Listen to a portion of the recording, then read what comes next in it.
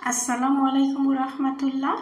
দূরে এবং কাছে যে যেখান থেকে আমার ভিডিও দেখছেন, আশা করি প্রত্যেকেই ভালো আছেন, সুস্থ আছেন। আলহামদুলিল্লাহ, আমিও ভালো আছি, সুস্থ আছি।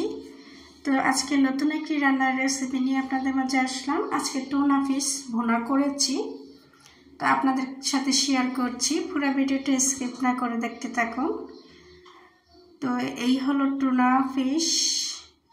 এই মাছটা কে পছন্দ করেন কমেন্ট করে জানাবেন। আমি মোটামুটি পছন্দ করি, কিন্তু আমার মেয়েরা অনেক বেশি পছন্দ করে। এটা রান্না করলে অনেকটা মাংসের মতো হয়, তো তাই। তো এই ফিশটাকে আমি কেটে নিয়েছি, এখন রান্না করব কয়েক পিস মেয়েদের জন্য। তো এখানে আমি 4 পিস মাছ নিয়েছি রান্না করার জন্য। লবণ, হলুদ, সামান্য একটু মরিচ দিয়ে হাতে মেখে ম্যারিনেট করে রাখছি। এখন চুলার মধ্যে প্যান বসিয়ে দিলাম, পর্যাপ্ত পরিমাণ তেল দিয়ে। তেলটা গরম হলে মাছগুলো দিয়ে ভেজে নেব। তো আপনারা যারা যারা আমার ভিডিওটা ফেসবুক পেজ থেকে দেখছেন, অনুরোধ করছি ফলো দিয়ে সাথে থাকবেন। আর যারা যারা ইউটিউব থেকে দেখছেন, অনুরোধ রইল আমার চ্যানেলটাকে সাবস্ক্রাইব করে দেবেন এবং পাশে থাকবেন। তো মাছের এপিট ওপিট উল্টিয়ে আমি ভেজে নিচ্ছি। মাছটা আবার ভাজার পর রান্নার পর শক্ত হয়ে মাংসের মতো হয়ে যায়। কারা কারা এই মাছটা খেয়েছেন কমেন্ট করে জানাবেন, পছন্দ কার কার। যেহেতু সামুদ্রিক মাছ, একটু লবণ লবণও বটে।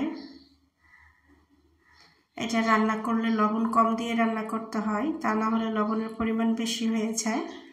মাছ ভাজা হয়ে গিয়েছে, এখন আমি মাছটাকে রান্না করার জন্য মাছ ভাজার তেলের মধ্যে পেঁয়াজ কুচি, সামান্য রসুন কুচি দিয়ে নেড়ে চেড়ে ভেজে নেব লাল লাল করে।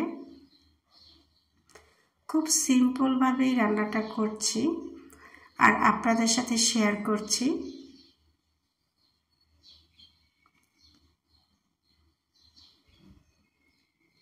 মাছ ভুনা খেতে কার কার ভালো লাগে কমেন্ট করে জানাবেন। আমার তো ভীষণ পছন্দ। মাছ তরকারি দিয়ে খাওয়ার থেকেও অনেক বেশি টেস্টি হয় ভুনা করলে। তবে প্রতিদিন ভুনা খেলে স্বাস্থ্যের জন্য ক্ষতিকর, মাঝে মধ্যে তরকারি দিয়েও খেতে হয়।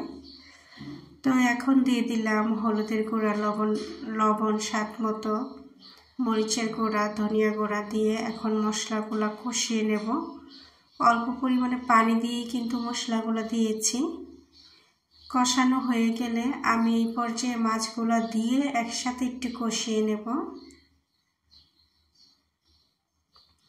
মাছগুলো কষাতে কষাতে রান্না করলেও হয়, তারপর অনেক সময় ঝোল দিয়ে যেন মাছটা ভালোভাবে কুক হয়, মাছের ভিতরে কাঁচা গন্ধ না থাকে, কাঁচা না থাকে।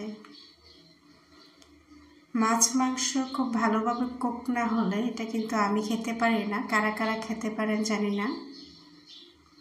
সবজি একটু কম কুক হলেও খাওয়া যায়, কিন্তু মাছ মাংসটা ভালোভাবে কুক করতে হয়। অল্প পরিমাণে ঝোল দিয়ে আমি মাছটাকে চুলার আঁচটা লো মিডিয়াম রেখে ঢাইকা তারপরে অনেকক্ষণ রান্না করেছি। তো এই পর্যায়ে একটু ধনিয়া পাতা দিয়ে দিলাম। মাছটা রান্না হয়ে গিয়েছে এবং খেতেও হয়েছিল বেশ অনেক মজা। আমার কাছে খুব ভালো লাগে মাছটা যখন ভাঙি, অনেক লেয়ার লেয়ার হয়।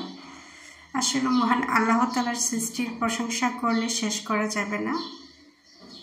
অনেক টেস্টি হয়েছে, সিম্পল ওয়েতে রান্না করেছি এতেই। আর আমার তো অনেক বেশি মশলা দিয়ে খেতে পছন্দ না, আমি পারলে আরও কম মশলা দিয়ে রান্না করতাম যদি শুধু আমি খেতাম। তো যেহেতু আমার সাথে আরও অন্যরা খায়, তাই একটু পরিমাণ মতো মশলা দিই।